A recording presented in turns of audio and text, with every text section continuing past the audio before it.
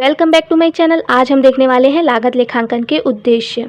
इससे पहले हमने लागत लेखांकन का अर्थ, उसके महत्व और उसके लाभों के बारे में देखा। अब हम उसके उद्देश्य और उसके कार्य के बारे में जानेंगे। तो आगे बढ़ने से पहले चैनल को सब्सक्राइब कर लीजिएगा और वीडियो पसंद आए तो लाइक ज़रूर करना। देखिए, लागत लेखांकन का जो उद्देश्य है उसमें से मुख्य उद्देश्य जो है, संस्था द्वारा उत्पादित जो वस्तु है उसकी सही लागत ज्ञात करना है। क्या है? सही लागत ज्ञात करना। मतलब संस्था में अगर कोई वस्तु उत्पादित हो रही है तो सचमुच उसमें कितना हमने खर्च किया है, कितना हमने लगाया है उसमें, है ना, कितनी उसकी लागत आई है, उसे ही ज्ञात करने के लिए हम लागतों का लेखांकन करते हैं, अर्थात उनको लिखते हैं, है ना। क्योंकि वस्तु को उत्पादित करने पे बहुत सारी चीज़ें ऐसी होती हैं, छोटे छोटे खर्च आते हैं जो हम ऐसे याद तो नहीं रख पाएंगे, और वो भी तो उसकी लागत में ही आएगी क्योंकि उसको उत्पादित करने में ही खर्च हो रहा है, तो वस्तु की लागत ही कहलाएगी। तो उन सबको जब हम लिखते हैं तब हमको अंत में उसकी एक्चुअल जो कॉस्ट है, उसकी कितना उसमें लगा, वो पता चलता है। तो सही लागत ज्ञात करने के लिए हम लागत लेखांकन का प्रयोग करते हैं। तो इसका मुख्य उद्देश्य क्या है? सही लागत ज्ञात करना। तो देखिए, पहला है लागतें निर्धारित करना। लागतों के लेखांकन के माध्यम से ही लागतों का निर्धारण संभव होता है। अगर हम लागतों को लिखेंगे नहीं तो हम लागत का निर्धारण कैसे कर पाएंगे? उसमें कितनी लागत लगी है हम कैसे ज्ञात कर पाएंगे, है ना। इसीलिए हम लागतों को लिखते हैं ताकि हम सही लागत ज्ञात कर पाएँ या निर्धारित कर पाएँ। ठीक है, तो लागतों के लेखांकन के माध्यम से ही लागतों का निर्धारण संभव होता है। अतः लागतों का लेखा करने का एक प्रमुख उद्देश्य क्या है? लागतों की जानकारी प्राप्त करना। लागतें ज्ञात करने हेतु विभिन्न प्रकार की लागत विधियां एवं सिद्धांत का प्रयोग किया जाता है। अब लागतों को ज्ञात करने के लिए हम बहुत सारे ऐसे मेथड हैं, है ना, बहुत सारे ऐसे कॉन्सेप्ट हैं जिसका हम क्या करते हैं, यूज़ करते हैं ना, जिसको तो वही दिया गया है। बहुत सी लागत विधियों एवं सिद्धांतों का प्रयोग किया जा सकता है। किसी वस्तु या सेवा की कुल लागत, मतलब किसी भी सेवा हो गया या वस्तु हो गया, उसको उत्पादित करने में जो कुल खर्च आया, कुल लागत लगी, तथा प्रति इकाई लागत क्या है, इस बात को जानना लागत लेखांकन का एक प्रमुख उद्देश्य है। तो हमको लागत लेखांकन का जो हम क्या करते हैं, मेन उद्देश्य है वो उसकी कुल लागत ज्ञात करना और प्रति इकाई लागत कितनी आई है उसे ज्ञात करना इसका प्रमुख उद्देश्य माना जाता है। अब देखो क्या है, लागत पर नियंत्रण करना। दूसरा उद्देश्य क्या है? लागत पर नियंत्रण। देखो कितना इजी है ये। पहला इसका उद्देश्य है हम लागतें निर्धारित कर पाए कि इसमें कितना खर्च आया है ना। फिर दूसरा उद्देश्य ये होता है कि हम लागतें निर्धारित कर लिए, अगर हमको लगता है कि जो लागत है वो जितनी होनी चाहिए उससे ज़्यादा है तो उस पर नियंत्रण भी करते हैं। तो इसका उद्देश्य क्या है? लागत पर नियंत्रण करना भी इसका उद्देश्य है।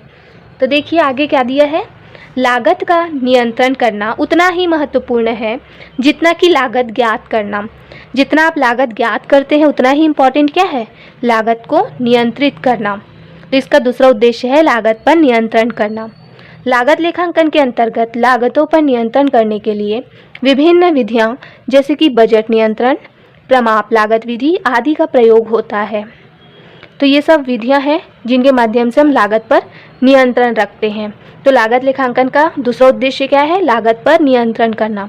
तो देखो बहुत ही सरल है। लागतों को हम लिखते क्यों हैं?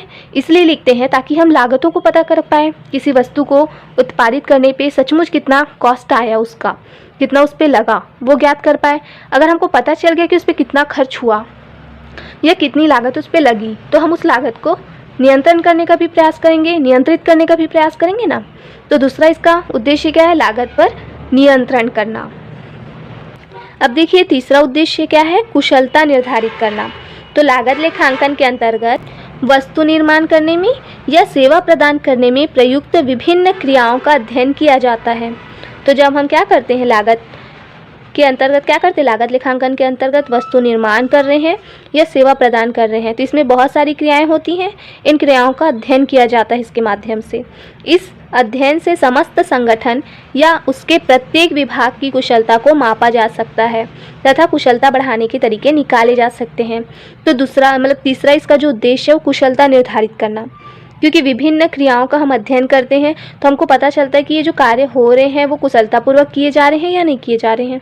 अगर ऐसा नहीं हो रहा है तो क्या करते हैं, जितने भी संगठन हैं उनकी कुशलता को हम मापते हैं, वो कैसा कार्य कर रहे हैं।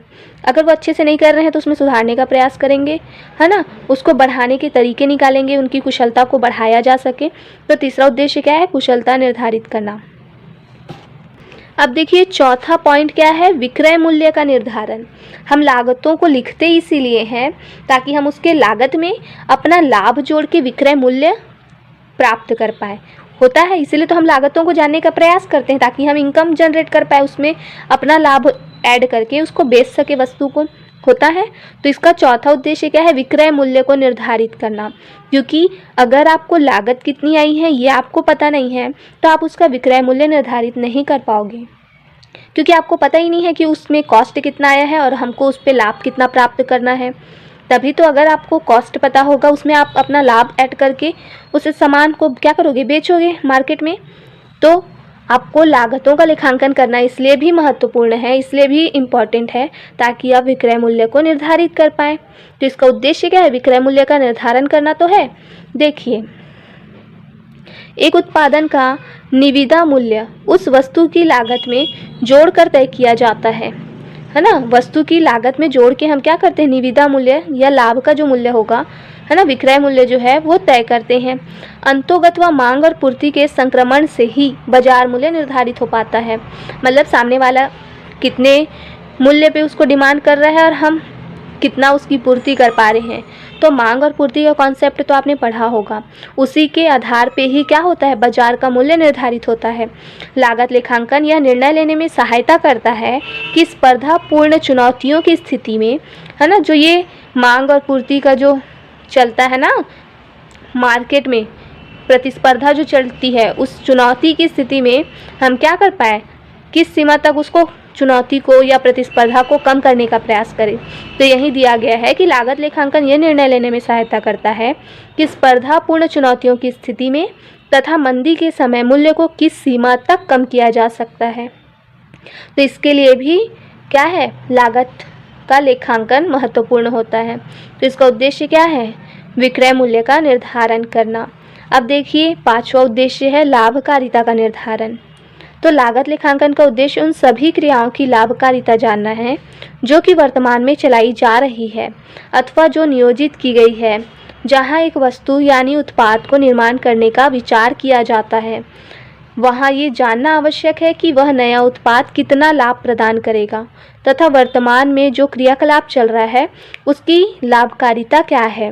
तो देखो, हम कोई भी वस्तु उत्पादित कर रहे हैं तो हमारा मेन जो मोटिव होगा ना, जो मकसद है हमारा, वो क्या है, लाभ प्राप्त करना है। और लागत लेखांकन इसके लिए इम्पॉर्टेंट रोल प्ले करता है। तो लाभकारिता का निर्धारण करना भी लागत लेखांकन का उद्देश्य है। और देखिए वैधानिक दायित्वों की पूर्ति करना। तो कंपनी अधिनियम की धारा 209 आईडी के अंतर्गत केंद्रीय सरकार द्वारा अनेक उद्योगों के लिए, जो केंद्र गवर्नमेंट होती है ना, वो क्या करती है, अनेक उद्योगों के लिए लागत लेखे रखना अनिवार्य कर दिया है। मतलब केंद्र सरकार ने क्या किया है, अनेक जो उद्योग होते हैं उन्हें ये अनिवार्य कर दिया है कि वो लागतों का लेखा करें, है ना, ताकि उसमें अगर हम जांच करें तो इसमें इसका इतना लागत लगा है और इतना इनकम जनरेट हुआ है ये पता चल सके, है ना। तो इसीलिए क्या है, लागत लेखे रखना अनिवार्य कर दिया गया है। इस प्रकार लागत लेखांकन का एक उद्देश्य वैधानिक दायित्वों को पूरा करना भी है। तो लागत लेखे हम करते क्यों हैं, ताकि हम जो कानूनी दायित्व है ना, वैधानिक दायित्व है, उनको हम पूरा कर पाएँ। क्योंकि ये कानून में ही बताया गया है कि आपको ये लागत लेखे रखना अनिवार्य है।